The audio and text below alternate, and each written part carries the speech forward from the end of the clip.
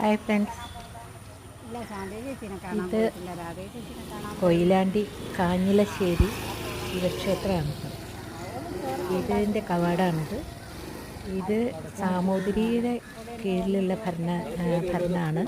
ദേവസ്വം ബോർഡിൻ്റെ, മലബാർ ദേവസ്വം ബോർഡിൻ്റെ അല്ല. ഒന്നോ രണ്ടോ ക്ഷേത്രമുള്ളൂ സാമൂതിരി ഭരണത്തിൻ്റെ കീഴിലുള്ളത്. അതിലൊരു ക്ഷേത്രമാണിത്. കശ്യപ മഹർഷിയാണ് ഇവിടെ പ്രതിഷ്ഠാദിനം നിർവഹിച്ചത്. ഞാൻ 3-4 കേരളത്തിൽ 2 സ്ഥലത്ത് കഴിഞ്ഞ് ഇവിടെ വന്നപ്പോഴത്തേക്കും സമയം കഴിഞ്ഞുപോയി, പ്രതിഷ്ഠാ സമയം കഴിഞ്ഞുപോയി.